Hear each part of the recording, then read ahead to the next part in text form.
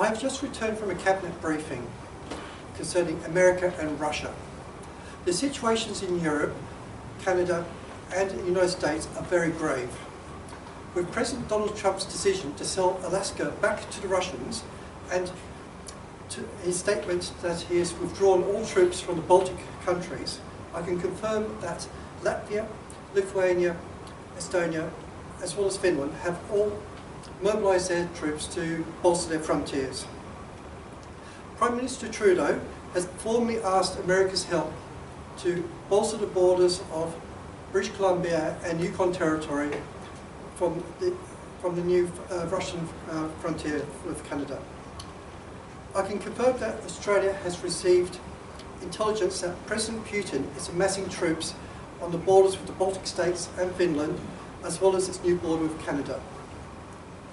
With the failed attempt to impeach President Donald Trump, the President of the American Senate has requested American military to seize power and declare martial law. As a consequence, a state of civil war has now broken out in America. We are recommending our citizens in America to stay calm, to keep away from mass protests that are breaking out all across the country. At this stage, we do not perceive a threat on our citizens and have no plans to start evacuations. Even though the tension in the Ukraine has risen with the fear that Russia will change the war proxy to an all-out attempt to seize the rest of the country, I can deny earlier press bulletins that Australia is sending military forces to aid Ukraine. Our 3 airborne divisions in Kiev are there on a pre-arranged goodwill mission. The Security Council at the United Nations are debating a motion raised by New Zealand to request restraint from Russia. I've just been given an update from our Foreign Affairs Minister.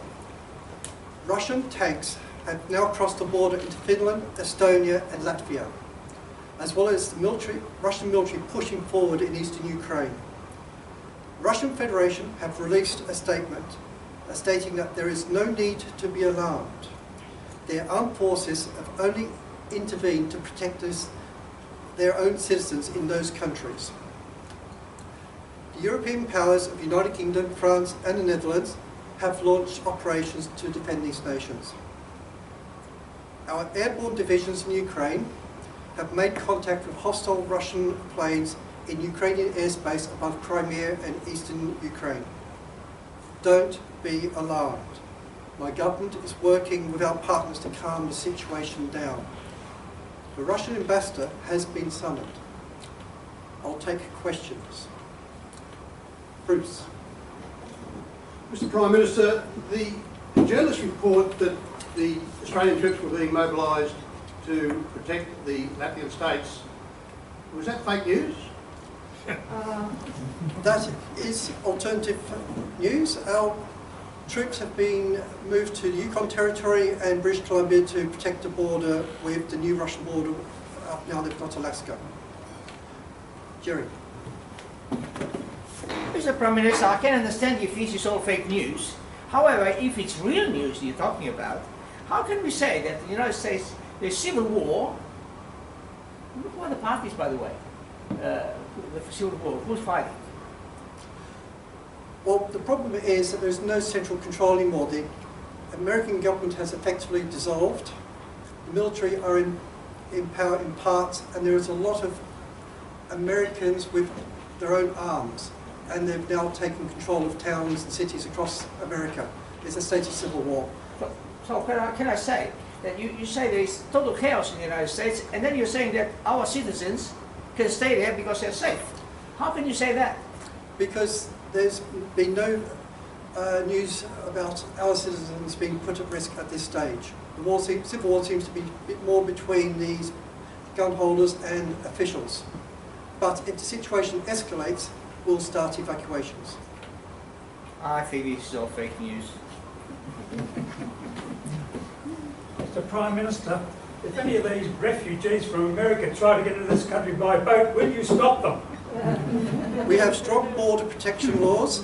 Anyone coming here by boat will be processed in one of our offshore processing centres, whether they're from America or elsewhere. George. Mr Prime Minister, would it be better for our country, Australia, to remain non-committal and non-intervene to assist any party until the matter clears itself up to some degree? It appears we've got a civil war in America. We don't know what's going to happen there. We've got the escalation of hostilities in Europe. Don't you think it will be more prudent for us, as we have limited budgets and we want to conserve our freedom and our money, to not do anything at this point in time? We have a duty of care when it comes to Canada. We have a mutual alliance that if we were attacked, they would come to defend us. They ask for our assistance. Part of our military alliance is to protect them. Our aircraft in Kiev were there for a goodwill mission, which is just quite fortunate because the goodwill's now being replayed back to Ukraine. Any further questions? With that, I'll conclude the press conference.